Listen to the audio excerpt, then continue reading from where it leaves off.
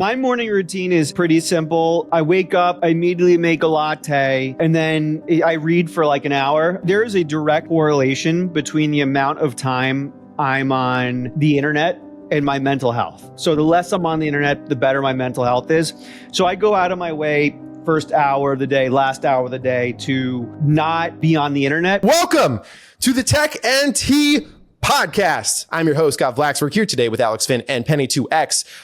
We actually didn't post an episode last week, but that's because we were recording with Vlad Tenev, the CEO of Robinhood, and that one is going to come out very shortly. So keep your eyes out, peeled on the timeline for that one. But right now we have a live episode for you, and we're going to get right into things. We have a ton of topics today, ranging from XAI. There you go. Good looking picture of the crew X Vlad that was taken. Shout out. You can see our very professional camera. We had 3 of those, in fact, plus 4 different mics. We are going big time here. Shout out Alex. He had the eyes closed. He knows that's how he looks best. And shout out Vlad. He actually did the same thing. Eyes closed. Eyes closed. You know, it's a new move. It's sweeping the nation for pictures. I was meditating on his great answer. That's how you really digest when people are saying smart things. I hear that. Listen, sometimes you just got to go hard in the paint. All right. Big topics to get into today. There is so much. Listen, it feels like we should start off the pod talking about morning routine because it's the first thing, but screw that. We're going to circle back around to morning routine. We will get there. I had my first Saratoga water of my life recently. It was delicious, bubbly, refreshing. I'm going to be brushing my teeth with it daily now. It's going to be great. But before we get to all of that, there's so much else going on, specifically starting with X buying XAI. So Elon Musk sold X to Elon Musk. Yeah, it was pretty cool. He did the old handshake with himself and said, hey, you want to buy this? Yeah, I'll buy it. And then it just went the other way. Sold for, what was it, around 40, whatever he paid for it originally, 45 billion. I think they bought it for 44 billion, sold it for 45 billion. Profit is profit, baby, in a market like this. XAI is also, now it was pre-buying. So they valued that at $80 billion. Now it's valued at, I believe, 120 combined with the two of them. So let's just talk about this. What does this mean? And is it just the most perfect fit ever, since they literally built XAI on X's data and they're offering XAI through X? Alex, you want to kick us off? I mean, honestly don't think much changes. They're already basically integrated, right? I really don't think this literally changed anything at all. I bet this was just like some sort of financial magic to make it so that the people who invested in X now are invested in XAI instead, because the multiples you're going to get on an AI company are going to be way higher than the multiples you get on a social media company. So I bet this was just a way for Elon to do right by the original X investors who gave him billions of dollars so that he could take over the world. So I really don't think this changes. I bet the plans they had before are staying exactly the same. I'm sure all the people of XAI had complete access to all the data in X either way. It's not like, oh my God, it makes total sense that they'd integrate. No, they've been integrated for a while now. So I really don't think this changes much, other than the investors of X now have much more valuable high multiple stock in XAI instead. But we'll see, right? I still, I love Elon. I think he's the greatest entrepreneur of literally all time, the greatest businessman of literally all time. I'm just, I'm excited to see him putting more time into X now and seeing what they can make out of it. I think there's a bunch of things that probably need to be changed, and I'm excited to see those things changed. Yeah, Penny, I think might have lightly talked about this with you, and your kind of idea was that he doesn't want a million companies. He wants a few super companies. Are you still on that mindset? You know, I don't know that it's that he's looking for a few super companies, but I think in this specific case, he's looking to increase synergy even further than it already is. Like, we know, like Alex said, that X, or I think it was actually you that said it, that a lot of XAI's intelligence was built off X's data to begin with. I know that Elon loves to share employees between companies anyway, right? So there were already XAI engineers working on X and vice versa. I think the idea is that the sum of the parts is greater than the whole. A social network that is like AI first is something that doesn't really exist yet and probably does in the future. And this sets up X to be the first, to be the original, right? I believe that what we have here is just eliminating any sort of friction or barriers that there were for these two companies to work together. They were already working together. They're already both Elon companies. You even see crossover from like Tesla and SpaceX, which are not nearly as related as X and XAI. But now it's just like, there's no argument. There's no like making sure that you bill the other company to make sure that they're paying for the employee that they're using right now or whatever. There's all sorts of like accounting that might need to happen otherwise. And now that it's the same company, I just think there's no friction. They can work together because that's what they're supposed to do. I think in the intro, you said that X bought XAI. It's definitely the other way around. XAI bought X. Apologies. Opposite way. It's not April Fool's Day anymore. I shouldn't be doing that. Penny, can we get your mic a little bit louder? Is one of the requests coming from Alex over here. See if we can pump that up. Is that better? Is it louder? Yes. Okay, cool. Perfect. Alex, you're looking glorious today. You want to tell the people what tech that took? So I'm looking at the feed right now on my phone. I look 40 times better than you two. I look incredible. I look like I'm in like a movie. Doesn't it kind of look like I'm in a movie a little bit? Like my lighting. Look like you're in like Lord of the Rings right now, like about to shoot someone with an arrow. Isn't it kind of unbelievable? We all have the same tech here. We all use the same camera, the same lenses, and yet I look 98 times better. Here's what I did. I went to factory settings and reset my camera and then unscrewed my lens and screwed it back in. And now I look like goddamn Tom Cruise in Mission Impossible 3.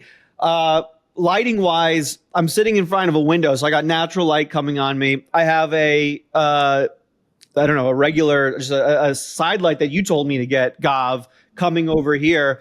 I think the shadows shining on, maybe say shining on me instead of coming on me, but sure, yeah, keep going. But the light's coming on. It's coming from the thing, the device. What? What are you laughing at? Anyway.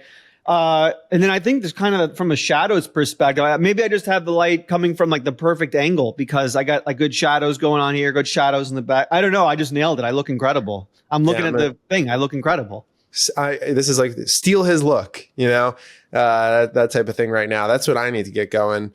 Also working for me as well. I'm 14 days into this haircut. And as anyone knows, the 14-day marker is the perfect time for a haircut to mature. So the haircut's just fucking fire because of that 14-day marker.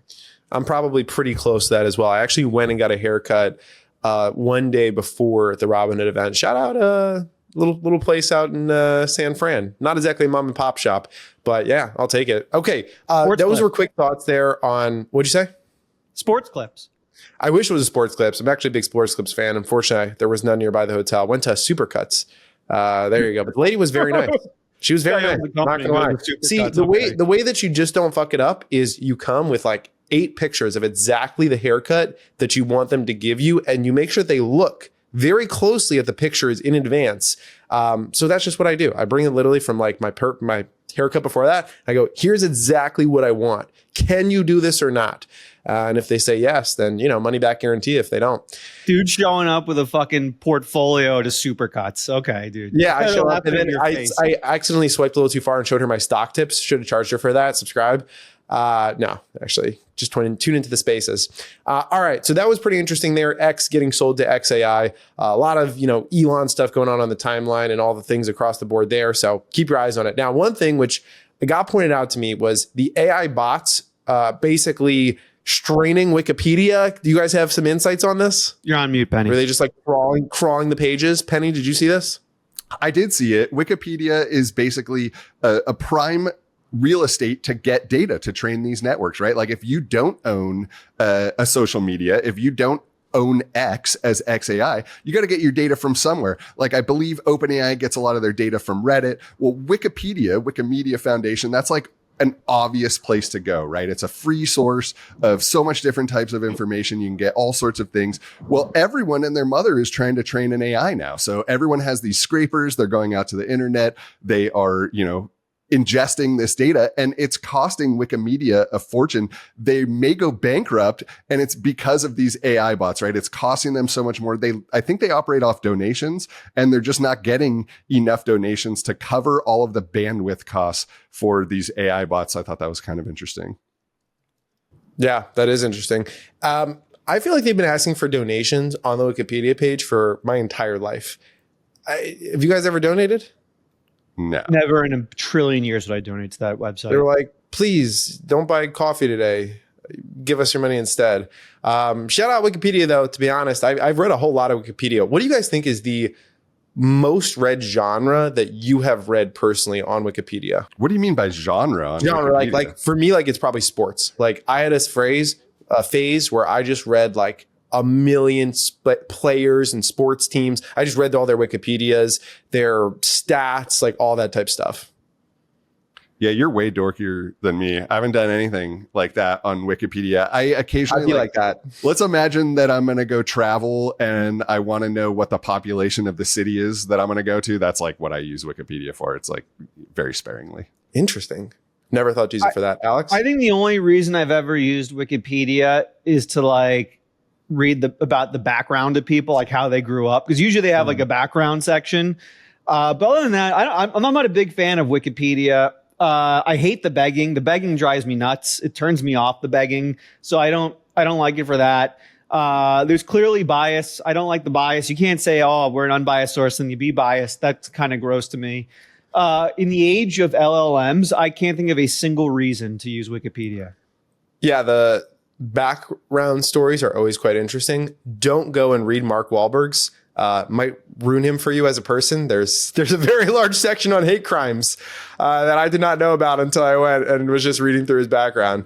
But yeah, you never know what you're going to find on Wikipedia. History of the Baltimore Ravens, though, shout out. That's a good one. Just don't cover Ray Lewis in 01 and we'll be all good. All right. First Super Bowl championship, linebacker Ray Lewis. Big boy. Thank you. Search for it. Well, maybe they didn't put any of the bad stuff on this page. Looks pretty good. We tried to trade for TO in 04. I didn't know that. Interesting. All right. Moving on to potentially the single greatest trend of all time on X. As per Alex Finn himself said, this is just the best meme of all time. It's all over your timeline. It got ChatGPT or OpenAI got a 1 million users in an hour or something like that. 100 million. What was the number? Producer Evan, if you want to pull that up, the tweet that he put out there, it is the Ghibli Studio memes. They're not going to go away. They're going to keep coming. I'm using them for my threads now. We're throwing up the Ghibli memes. Why do you think that this was like the viral moment that added the most users for OpenAI since literally their first 5 days where they were the fastest growing thing ever? They added 1 million in an hour. Why is this taking over the nation? There's a couple reasons. For one, they didn't have rules, right? Like OpenAI has traditionally been like really strict about, I mean, I guess like the being politically correct aspect of things. Yeah. And there was nothing politically correct about what it was outputting. I mean, like people were doing the Twin Towers exploding. They had all sorts of celebrities. They've since clamped it down. Like if you try to create an image in OpenAI now, it like won't even let you create an image of yourself. It's like got so many different things that are restricting you already. You try to do politicians that won't do it, but it was open for a while. And that was brilliant because it just gave the possibility for so many different things to go viral. I think people love to create memes. People love to like very easily create art. They don't want to put the effort into it. And up until now, like the only really good image generators were behind paywalls that people didn't already have subscriptions to. I think so many people were already on ChatGPT. They created it, and that was just like the foundation that was needed to grow and go viral. I mean, I like him. I know Alex hates him, but it like wasn't angry political talk on the timeline. And like, man, I'm so tired of that. Anything that's like a little more lighthearted, I was happy to see. I mean, this is like asking, why does Fortnite get played so much? Because it's the lowest common denominator, right? It appeases the lowest IQ of individuals. Right. Anyone can go into Chat GPT and say, make this Ghibli style. I've never heard of Ghibli in my life, but everyone else on X is posting this. So make a Ghibli style. Right. It's just the lowest common denominator meme right up there with the Saratoga water. Right. You could be completely brain dead and participate in this meme.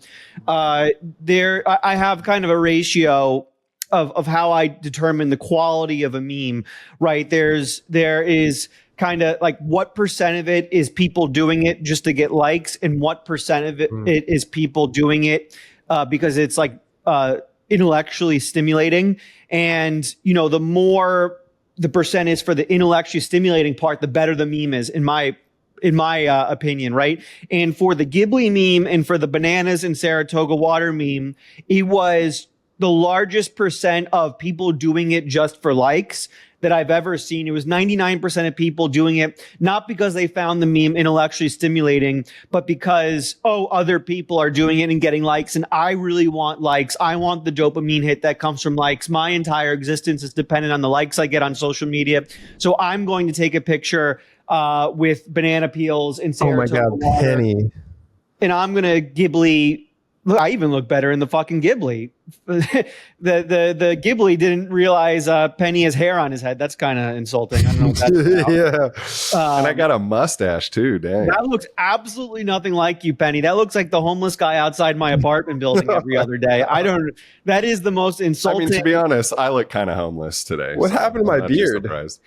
What is this in the bottom left? It made you bald as well. I look fucking. Oh no! I don't think that's me in the bottom left. I think that's me in the bottom middle. Yeah, that is you in the bottom middle. Who's that in the bottom left? I don't know. It just made an extra penny because neither of us are wearing headphones. And then there's a cat. Is that? I'm not going to say it. Never mind. Yes, it is. Oh man. Oh, doxed. They didn't want to be doxed. Ghibli doxed them. Wow. Anyway, I won't say the name, but it says it's Penny. It's Penny 2x2x and Alex Femin. If you see, they got even names on there. It even got the lighting right in my Ghibli meme. But yeah, I'll wrap up the point here. It's the most brain dead memes in the world. I hate it. I can't wait for it to end. It's people just doing it to get likes. And just to kind of contrast it, my favorite meme. Oh, okay. Never mind. Not doxed. My favorite meme is the bell curve meme, because you can't just put it out there. It has to be good for it to do well. That's a very high intellectually stimulating meme. So I can't wait for this meme to just fucking die already. I see a new one every day that makes me laugh. I don't know. It's something like you said. Maybe it's Ghibli meme. Yeah, I see a new Ghibli meme daily that makes me laugh. What did I send? I sent one in our group chat. I sent one in our group chat the other day, or maybe I texted it to you, and I think you actually might have found it somewhat funny. The last one that I sent you, which one did I send him? Yeah. Oh no, I sent him the Ghibli one of the the girl showing the guy like, I used AI to turn this. Here, wait, let me see if I can give this to Evan real quick. The only funny Ghibli memes were when they took really fucked up scenarios and then turned it into Ghibli. That was the only time it's ever been funny. Yeah, we're being told that the audio sounds bad on stream. Yeah, this happened freaking last week too. I don't know what it is. Our audio sounds fine on here in the recording and afterwards. I don't know what it is with X. Something about it, man. I don't know. We'll figure it out. Maybe if we have to do the live stream. Breaking up. Yeah, maybe we have to do the live stream from Restream or something like that. Just StreamYard works. Go to StreamYard. Yeah. And then maybe we'll record on the back end in Riverside. Maybe we'll just double it up on both. Yeah, that was a funny one. You like that one, Penny? That was good. That's I'm Alex not gonna lie. And his girlfriend there. Yeah, that's what I thought. Times like this are just when you got to have a meme folder stocked these days and ready to go. Last night I was firing off memes about tariffs. I had a meme this morning before market open. Memes are just killing it right now, and the Ghibli memes make them so fun and relatable. I don't know. Any final thoughts there, Penny? No, I'm with you. I think they're funny. The Robin meme. This one was a little bit more nice, but the Robin meme, this one was good. I feel like this is a good little meme format. You had memes. These are good. You've had better memes lately, Gav. I'll be honest. I have a meme folder with like 150, 200, just like very reusable memes, and I just find situations. You know what? Your account, you post half memes, half like legitimately good financial advice. Your memes perform way better. Like that's just like the state of the world. Your memes perform better than your legitimately good financial advice. Like, look at that. I had another good one last night. Oh well, okay. I mean, that's it's gonna have a link in it. It's not gonna do as good. This one's all right. Likes for this. Wait, I had another good one last night though. That one was okay. Evan wrote that one. This one I thought was good. I always like the ones that have the bear, the bull. You got to the go. green You got to whatever. stop giving good advice, and you got to go 100% brain dead memes. That's the strategy if you want to Tim grow. Walls. Shout out Tim Walls. Balls to the walls. Yeah, so yeah, Alex did bring it up. He said that, the Ghibli meme is his favorite, but second favorite, only to the Saratoga one. I don't know if everyone else heard that beforehand. So the morning one. So I wanted to get your guys' thoughts. So I think that this is just a category called hustle porn, is what I'm titling it. And I think that's what it is pretty much when people are showing off. Now, have you noticed that not a single person in any of these videos that are showing off morning routine, they're always alone. There's never a partner, kids, texting their mom, good morning. They're just alone, or they have like a bodyguard that's driving the car behind them as they're running.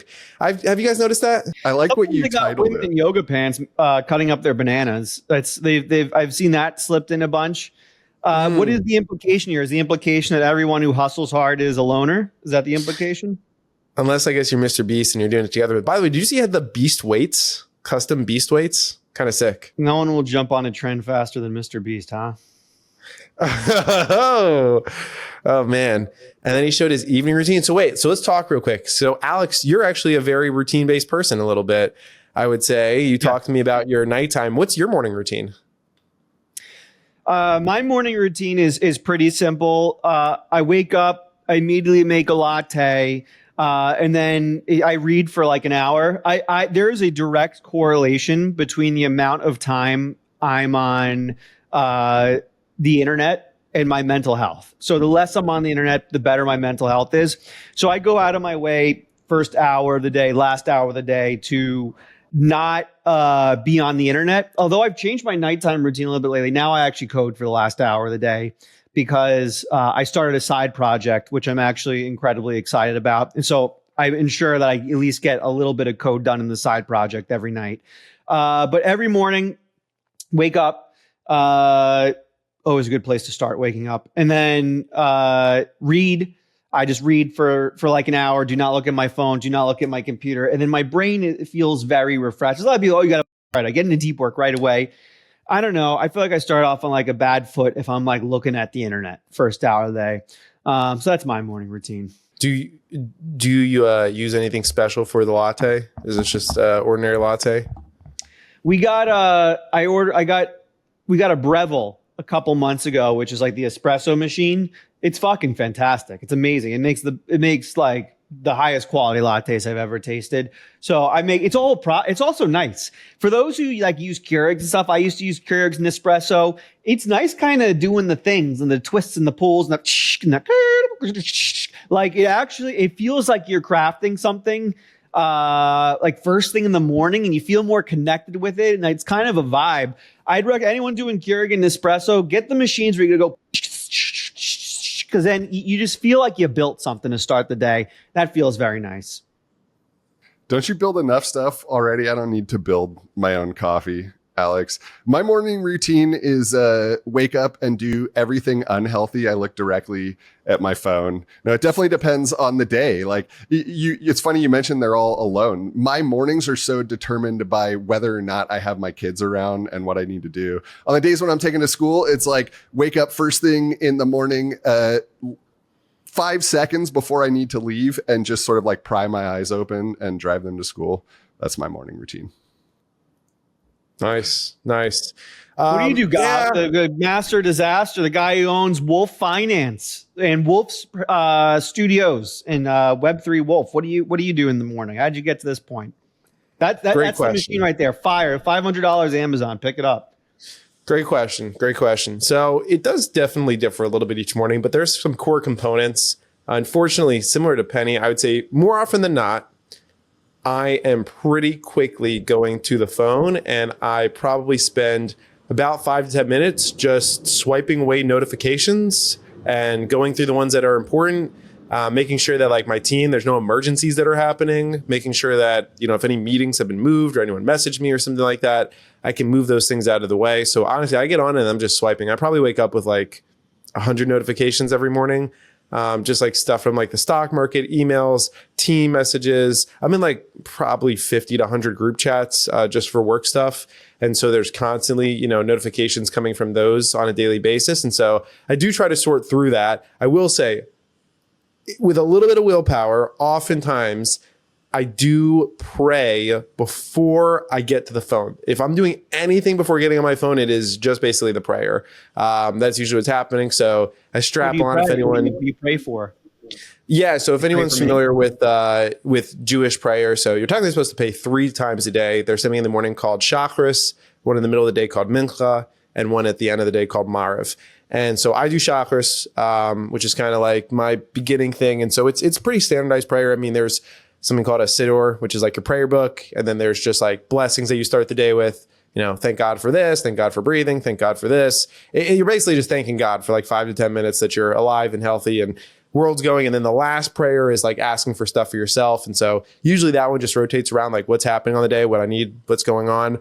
I kind of feel, unfortunately, humans, the way that we're built is like, I pray a lot harder when things are not going as good versus like the moments where everything's good. But I do try to keep that modicum of consistency of at least getting on each day and saying some type of prayer and getting in. I also do strap on tefillin, which are like these like boxes that you wrap onto your arm and that go on top of your head that have these leather straps that come around. It's like a very classic thing. You get it when you turn 13 and you become a man in Judaism.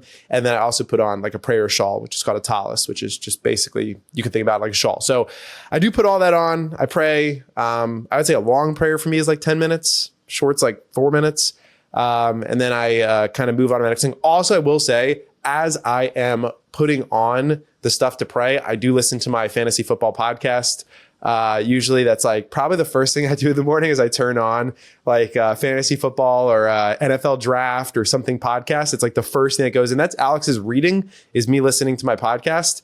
And so that comes in, get the prayer going. Then I go into the kitchen, usually say good morning to my fiance. She usually finds me at some point around then. She's up. Her and Evan, who I currently live with, are up way earlier than me. They get up at like 6 or 7 a.m. in the morning. I get up at like 9 in the morning. So there's a very big difference in those areas. I drink my AG1. I take my creatine with it. I take 6 milligrams of creatine, which is like a little heavy, but I'm, trying to push. And then I take my protein powder. Then I wash all those, get them all ready for the next day. And then ideally at that point, I'm going to the gym, hit the gym this morning, did chest. So that's kind of like my morning routine, I would say. It's like prayer, phone swiping notifications, AG1 protein powder, saying hi to the fiance, gym. And then unfortunately, most days I just sit down then and just work for about 8 to 10 hours right after that. So that's kind of the routine, I would say. You had mentioned before that you did prayer in the mornings, but I had no idea that you'd like wrap those blocks on you and stuff. Is that something that you've been doing like your whole life? Yeah. So Evan, maybe you could type in tefillin, see if we could get a picture so people can have a visual of what this is. But yeah, so in Jewish culture, when you turn 13, you get a pair, and these things are like very well handcrafted. I mean, I've had these for 13 years and they're still going strong after, many thousands of wraps. So I actually went, which was cool. So my dad took me when I was 12. There you go. Literally looks like that. Straps on, wraps around your arm. There's a box on the head, box on the arm. There's little scrolls inside of those boxes, tiny scrolls, and handwritten on them is like large passages from the Torah, which is like Jewish Bible. And so they take me to this factory and they literally showed me like the process of how they take the cowhide. Those are all made out of leather, the whole thing, how they press it and stuff. And then you get them when you turn 13. It's like your gift from your parents to you. And so I put them on, you put them on Sunday through Friday, just not Saturday. And I put them on for probably 4 or 5 years from when I was 13. And then I kind of took a break when I was 18. And then I got back to it when I was 21. And every single Sunday through Friday for the last 5, 6 years, I put them on and prayed. Yeah, it's like a whole process. How long does it take for you to get prepared? Not long at all. To wrap tefillin, like a minute. I mean, at this point, it's very muscle memory. You slide the first one up on your arm, you wrap it around. There's actually a certain like different structures with the way that you're doing it. So I actually form Hebrew letters with the way that I wrap it on my arm. So I form what's called like a shin on like my forearm. And then I do 7 wraps on my long arm, which has some type of symbolism. And then I wrap on my hand and I form the word Shema in Hebrew, actually by wrapping in that design, which means like listen. And it's actually what we say when we pray is we're saying like, God, like, please listen to me. And so I form that. Then I put the one on my head and then I put on the prayer shawl. It takes me about a minute. Isn't a shin on the dreidel? I feel like that's the bad one, right? Don't you lose when you hit the shin? There is a shin on the dreidel. I do think that you lose. I don't remember if you lose half of your money or if you lose all of your money on a shin. But yeah, it's the one that you don't want to spin on the dreidel. But that's, it's a letter. It's interchangeable in other areas. Sorry for going on too long here with this stuff. I appreciate the questions. I don't really talk about this a whole lot, but it's my morning routine. I will notice that. Morning routine. I appreciate it. I would say I noticed that Ashton Hall does not pray in the morning was one thing I did notice in there. He does journal, wipes his face with banana peels, but I'm not sure I saw prayer. Did you guys? I also noticed that Ashton Hall was a construction worker 3 years ago. And then somewhere in the last 3 years, all of a sudden he lived in a penthouse in Dubai without any explanation whatsoever of how that happens. So that's an interesting thing I noticed as well. Saratoga water, baby. It'll get you places you never would have dreamed. I did have a Saratoga water. I'll just say this, and I'm not accusing him of anything, but if you go from really poor to really rich and all of a sudden you're living in Dubai, crypto scams. Yeah, might have been a token involved. Who knows? There might have been a token involved. I'm not saying he did this. I'm just saying if someone randomly goes from dead ass broke to living in Dubai with no explanation, crypto scams. Yeah. Do you, Alex? Allegedly. Alex, is your nighttime routine? Okay, here we go. Nighttime routine. Is your nighttime routine very similar? I know that you read. I used to have a really good nighttime routine before. Now I do. I read an hour before bed every night. But now that since I started my own business and quit my job, I usually leave the fun stuff for at nights. I'll play like a few games of Marvel Rivals to wind down a little bit. That's my new obsession. Do you have to go until you get a dub? What's that? Do you have to go until you get a dub? If I did that, I'd be staying up till 9 a.m. every night. I hit Diamond 2 and I can't win a game for my life right now. But now I'm also coding as well a little bit. So I play a couple of games of Marvel Rivals, code my little side project. So I make sure I get just 1% further in that every night. And then I read for like an hour. Reading knocks me out. I cannot go to sleep unless I read it. Reading knocks me out. On some lights. Be right back. What's that? We're in the middle of a podcast here, Goff. What's going on here? I'm coming back. We're live on X. I'll turn on my lights. 1,600 followers. It's getting a little dark in here. Yeah. Interesting. Penny, what are you thinking? Nighttime routine? Putting the kids to bed? Singing lullabies? I do actually legitimately do that. I learned how to play guitar when I was in high school or something, and I took decades of like really not playing, and I sold all my instruments. But when I had kids, I bought one again and I sing them bedtime stories. I bust out the guitar and sing about a dragon. Other than that, though, like honestly, my routine is putting my kids down. And then once they're down, it's like write code. I'm working on a side project also. Get back on X like I do first thing in the morning. Like I'm not really good at routines. My routine is think about what's the most important thing to do right now and immediately focus everything on that. That's just kind of how I roll. Okay, so both you guys just mentioned writing code. I wanted to get you guys' thoughts because Alex had a very passionate post about how there's still a ton of value in learning how to code and items like this. But I want to get you guys' thoughts because, is AI going to get to a place where it can basically do the code for you? Obviously, right now, you still have to parse through it and fix things up and pieces like that. But like, what about in like a year or two? Like, is AI just going to be as good as someone knowing how to code? AI is already better than us at a lot of things, right? Like if you are talking about speed specifically and you have a very well-defined problem, 100%, it's a fact that the LLM is going to output the code faster than you and it's going to work just as good, right? So in certain ways it's better, but you need to, it doesn't yet have the ability to like step back, abstract the problem and spread out the solution over multiple areas, right? Like most enterprise problems, most big problems, they have solutions that span multiple different areas and it all needs to sort of like communicate with each other. The AI can't do that now. It'll 100% get to the point where like literally the idea of having a job doesn't even make sense, where everything is just going to be done for us. And our job will be to enjoy life, right? To like go on a quest of life and like maybe level up your skills as much as you can, become the best human that you can, but not because you need to get hired for a job, just because that's the meaning of life, is to like be the best that you can. But in that transition between now and whatever day it is that AI and robots do everything for us, which I think is creeping up quickly, but it still could be as much as like, let's say 10 years or somewhere in that range before enough robots have been manufactured that like all of these jobs are taken over.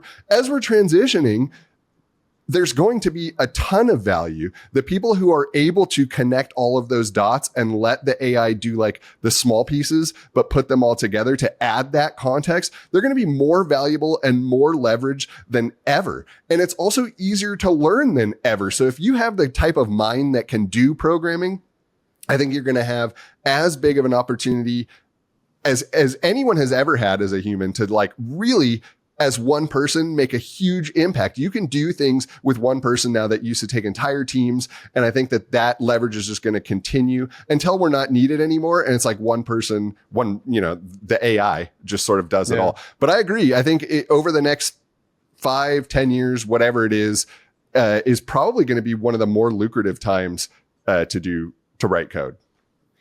We are in the wildest of times. On my screen right now is the number one game in the world. Schedule 1 is a game where you grow weed and cook crack and make meth, and then go around selling the meth and crack and weed to people in your neighborhood so you can grow your cartel as large as possible. It's the number one game in the world. It's made tens of millions of dollars in just a few days. It is made by one single person. One single person went in and built this game where you go around selling crack and trying to make as much money you can off your crack. One person could do it. He made tens of millions of dollars overnight up. There's games on Steam, Assassin's Creed Shadows, right? This game took 8 years to build, has thousands of developers on it, right? They try to make the most perfect graphics. They try to shoehorn in tons of social messages about racism and hierarchies. It's a game that takes place in feudal Japan, but half the cast is black, right? They are losing hundreds of millions of dollars on it. This one guy goes by himself, builds a game. You can cook crack and sell it. Now he's making tens of millions of dollars by himself. We are living in a day and age where you can just go build something by yourself and then release it and make absolutely tremendous amounts of money and run circles around everyone else out there who's like tons of team and money and stuff poured into it. You have this opportunity right now. Do you need to learn how to code to do something like this? No, you absolutely do not. I am 100% convinced people can go out there and I'll put this, I'm not going to put it full screen. You can go out there and just build whatever, even with zero programming knowledge.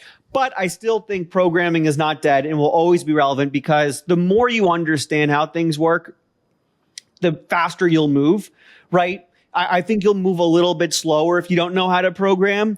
But here's the thing. Moving slower is still faster than how fast 99% of people are moving right now. 99% of people on this planet are born and then they do nothing and then they die, right? That 99% of people. They're born, they fucking use up a ton of oxygen and then they die, right? So even if you're moving slow, you're moving faster than the rest of the drones on planet Earth. So I think programming will always be relevant, right? If you know program, you'll be able to move much faster. But even if you don't know how to program, if you use AI to build shit, you're still moving faster than 99% of people. So you need to be building something, right? I built Creator Buddy. That's taken off. That's the most popular AI tool ever created, maybe the most popular software ever created, right? You can still go out and build stuff. You got to be doing something. You got to be doing it. You can just do things. Yes. Well put. Yeah, a lot of good thoughts there. I agree with you guys. It's hard to truly master something if you're just relying on something else, right? At the end of the day, the people that know how to code, right, or whatever it is, using AI to accentuate that, right? I think that you're going to see like accountants using AI and stuff, but the people that already know how to do the accounting are going to do better because they will know the back end. So yeah, it makes a lot of sense to me. It's kind of like teaching somebody else something. All right, real quick. because we mentioned this beforehand, Alex, I know I've said Saratoga a lot of times, but you're a Spring Valley kind of guy. Are you a stan? Mountain Valley. Mountain Valley, spring water. Mountain Valley. So it's in the green bottle. I've ever since Creator By started bringing me in a couple extra bucks a year, I decided, okay, if I'm going to upgrade any part of my lifestyle, it's going to be the water I consume. So I almost exclusively consume Mountain Valley, which is just the freshest water you can drink. It's got magnesium in it naturally. Magnesium, all humans are magnesium deficient. You sleep better, you live better, you eat better. So I'm more of a Mountain Valley. Saratoga is kind of a normie water. If you're the type of person that enjoys Ghibli memes and Saratoga memes and people rubbing banana peels on their faces, yeah, go right ahead and enjoy your Saratoga water, you low life. Right, Mountain Valley is a little more for the high taste individual who wants the kind of more natural water. I love how this article is why Mountain Valley spring water is the best spring water, and it's written by Mountain Valley, the one that he was just showing. Who would understand Mountain Valley water more than Mountain Valley? I trust them. Is it sparkling or no? You could get sparkling if you want. Do you like the sparkling or no? Hell no, I hate sparkling water. What's wrong with you? It burns my mouth. Actually, this water is too boring for me. I needed to have bubbles in it. I need to be more stimulated. This flat water is not stimulating enough for me. Please, someone put bubbles in my water. Oh, Evan actually doesn't like carbonation in his water either. So there you go, Penny. I am definitely a carbonation guy, but I mean, okay, so does water go bad?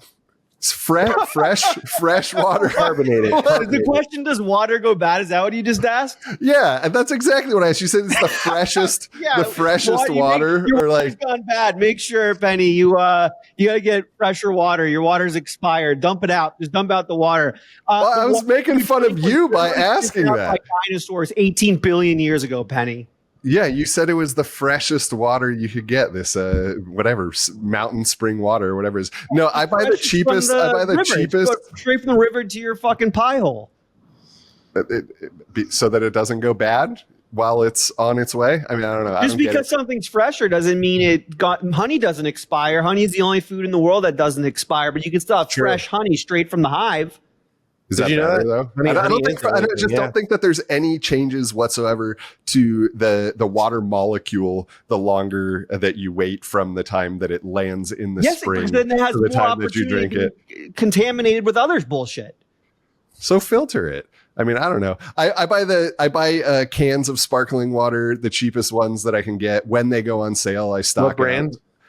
Just like I don't know, whatever the Ralph's like generic brand is. Yeah. And I also have a Soda Stream, which I think is actually more expensive than when I buy the cans. I'll fill it up from the filter on my fridge and use the Soda Stream. I bought that 5 years ago and I still use it, but I'm sure if I do the math, that's more expensive than the other ways I buy water. I do like sparkling here and there. It's more like a restaurant thing for me. I drink a lot of still, I'd say, at home, but I've also been drinking a lot of coconut water. And I went to Costco and bought a 20 pack of the Vita Coco. People are very torn on coconut water. People either love it or hate it. I don't feel like there's anyone in the middle. You guys, Alex, I like it. The issue is when I drink it, I poop 6 times that day. I just try not to drink calories. I almost never drink anything that has calories in it. Besides water. Yeah, I don't drink soda or alcohol, stuff like that. With the calorie shout out. Did they have good wine at the Robin Hood event? It was good. That's so funny going to an event with literally no one that drinks. And I don't even really drink either, but I feel like when I get a free drink, I have to get my money's worth. So I I went and got my money's worth and I had my one glass of wine and, I didn't even bother to read what the label was. So I don't know if it was expensive or whatever, but it was nice wine. I have had very nice wines. I lived in Europe and traveled Italy. I've also had businesses buy me wine. One time when I went out on a recruiting trip, someone bought me a $10,000 bottle of wine at dinner and we split it with the table. I couldn't really tell the difference between that and a $100 bottle of wine. So it seemed like a total waste. Have you been to Santorini? No, I have not been to Santorini. Here they have That's good the wine. tourist trap of Greece. If you go to Santorini, you're basic. Wow. There you go. Well, I don't drink wine, and I probably have had less than 20 glasses in my entire life. So yeah, there you go. All right. Two last rapid fire topics here that I wanted to hit. I want to talk about the TikTok acquisition. And I want to talk about Gemini. Well, let's just hit Gemini real quick. I don't trust Gemini. Gemini has Gemini 2.5 Pro coming out. I just don't trust Gemini, to be honest. I feel like I ask and it just straight lies to me, and it confidently lies to me from Google. Do you guys have this too, where like I will ask Gemini and Grok and they will just give different answers, and Gemini is not true? This is a recent thing? Yeah, like I just don't trust Gemini. What did you ask Gemini where it lied to you? The square footage of the Kennedy Space Center. And it just lied? It just gave me the wrong answer. It was just an incorrect answer. I checked it on Grok, and Gemini just did its math wrong. I don't know about that. Every LLM has their best purpose, right?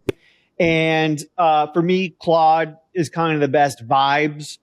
Grok is kind of the best thinker, planner. Right there, by the way, 6,000 acres. It's not 6,000 acres.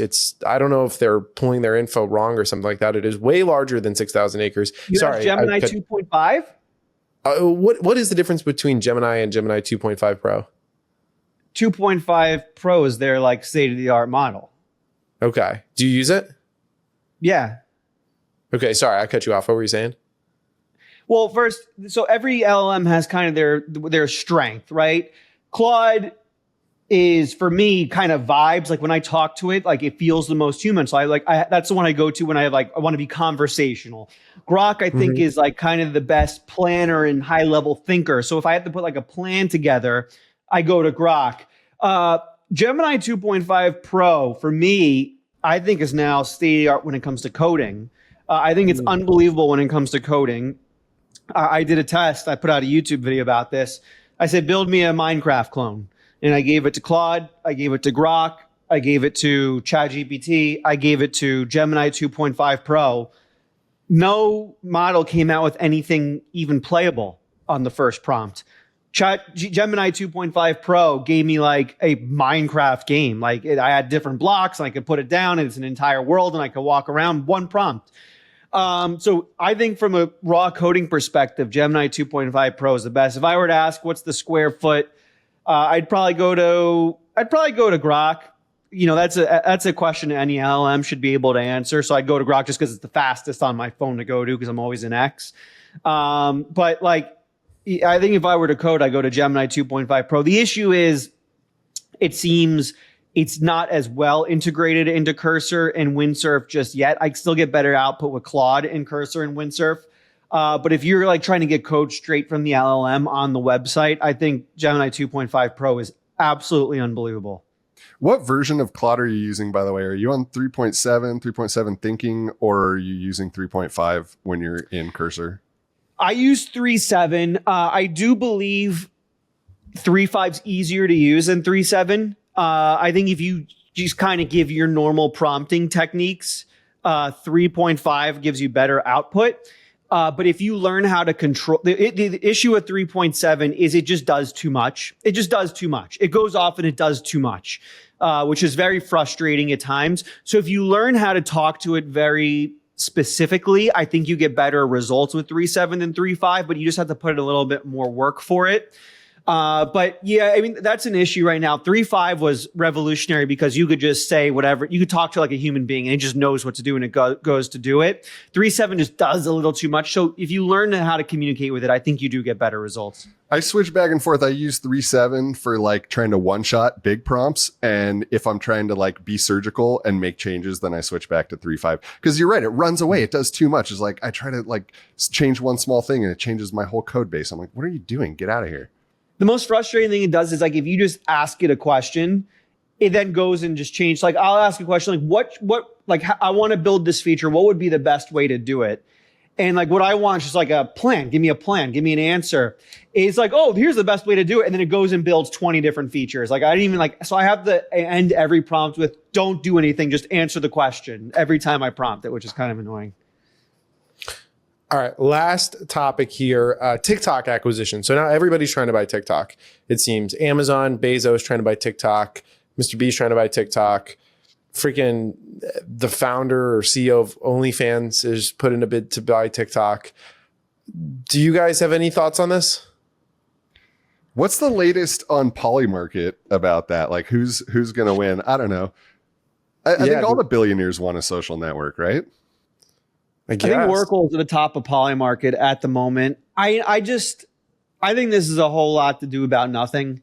This is the 90th time we're discussing who's buying TikTok. And like what's going to end up happening is it's probably going to be piecemeal between 40 different companies and people. And like nothing's going to really change with it at all. And nothing's going to come out of it whatsoever. I don't know. It's kind of frustrating. Like I'm kind of a free market maxi, and to not only demand that a thing needs to get sold, but then make it so like it's specific investors are the ones getting it. The whole thing feels kind of weird to me. You know, the whole thing just feels kind of icky. I don't get it. I don't know why we're doing it. It just, I don't know. I'm not in love with the idea of the whole thing that's going down here. Alex, if you show them your new look here on camera, they might want to sell it to you. Next thing I might fucking buy it, dude. I'm fucking making $20K a month over here on Creator Buddy. How much is TikTok? $20K sold. Easy. Penny, any general thought? Penny, do you let your kids watch TikTok? Definitely not.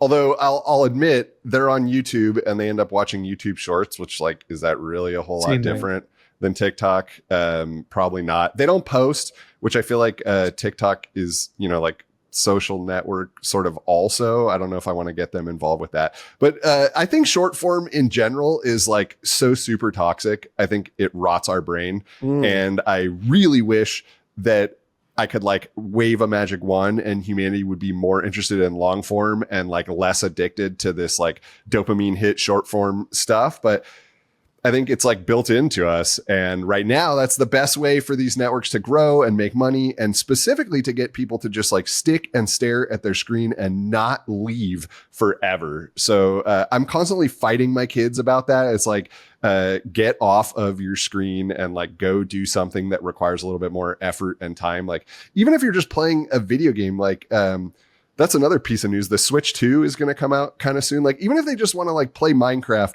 on the Switch, as long as they're building something, at least they're like actively engaging their brain. I hate short form. I don't participate in it at all. I don't watch any short form on any platform really. I guess that's not true. I do catch myself occasionally. I know that they haven't like officially released Vine, or they haven't officially released like a video only tab on X.